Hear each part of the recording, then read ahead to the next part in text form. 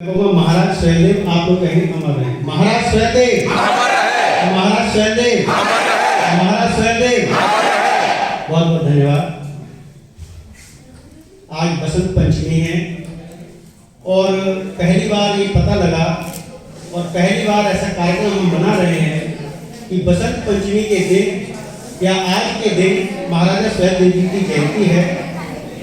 तो ये कार्यक्रम मनाने के लिए मैं उत्तर प्रदेश सरकार का बहुत बहुत आभारी हूँ। मैं उत्तर प्रदेश सरकार का बहुत बहुत धन्यवाद देता हूँ कि इन्होंने एक सर्कुलर निकाला और सभी महाविद्यालयों को विश्वविद्यालयों को आदेशित किया, निर्देशित किया कि बसंत पंचमी के दिन महाराजा स्वयंदेव की जयंती धूमधाम से हर्षोल्लास से मनाई जाए।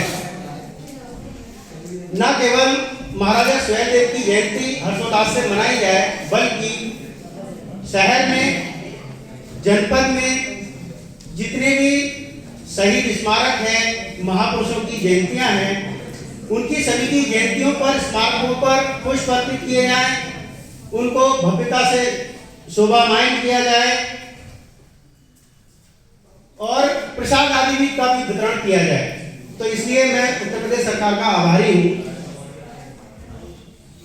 इसलिए भी आभारी हूँ उत्तर प्रदेश सरकार का कि इन जयंतियों के माध्यम से, इन पुण्यतिथियों के माध्यम से हम अपने अपने इतिहास को, हम अपने अपने पूर्वजों को जानने का अवसर मिलता है।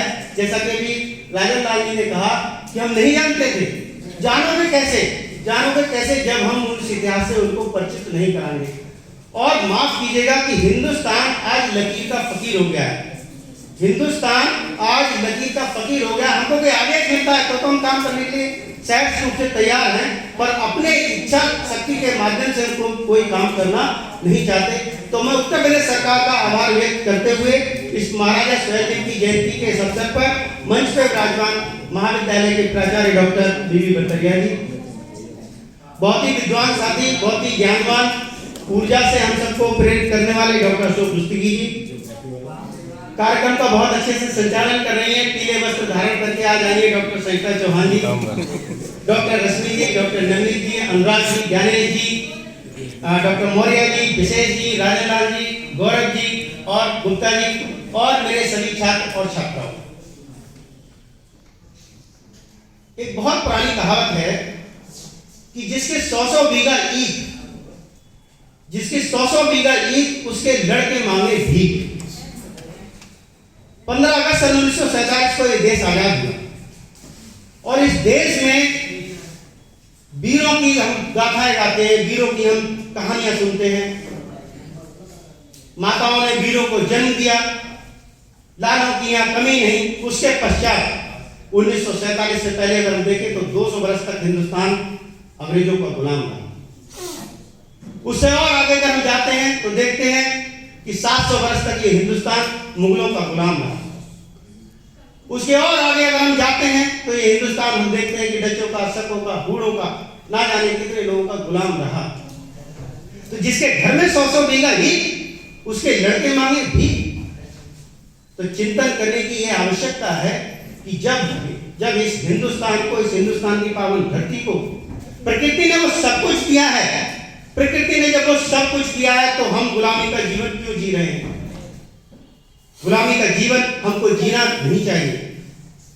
1947 के पश्चात मैं फिर बच्चों आप लोगों से कहूंगा कि 1947 के पश्चात संविधान लागू हुआ, पढ़ने का अधिकार आप सबको मिला, पर आप लोग नहीं पढ़ते हो। आप लोग नहीं पढ़ते हो, ना अपने आप को आगे बढ़ाने के लिए पढ़ते हो, ना इस देश को आगे बढ़ाने के लिए पढ़ते हो। अमेरिका कब आजाद हुआ? जापान कब आजाद हुआ?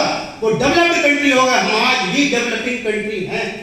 68% साक्षरता है हमारे यहाँ, तो फिर भी वो साक्षर है, साक्षर है। वो पढ़े लिखे लोगों को हम उनको कह नहीं सकते। तो इसलिए मैं बच्चों, हिंदुस्तान के बच्चों, आप लोगों से अनुरोध करना चाहता हूँ। मैं भी एक गांव का गरीब का बच्चा हूँ, पढ़े लिख करके मैं यहाँ आया तो आज मुझे बोलने का अवसर मिल रहा है।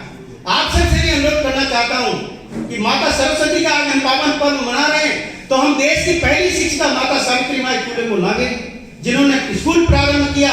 और जब वो पढ़ाने के लिए जाती थी तो साड़ी घर से लेकर के जाती थी। क्यों?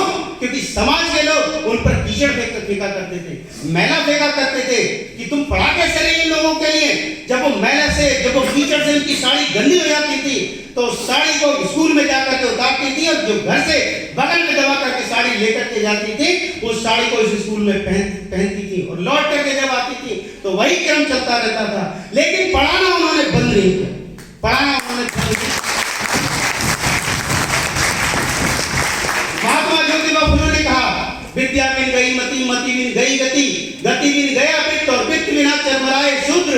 इस अविद्या ने कर दिए कितने अनर्थ। तो विद्या, विद्या एजुकेशन, शिक्षा, शिक्षा बाबा साहब डॉक्टर भीमराव अम्बेडकर ने कहा है, शिक्षा वो शेरनी का दूध है, शिक्षा वो शेरनी का दूध है जो पिएगा वो दबाएगा।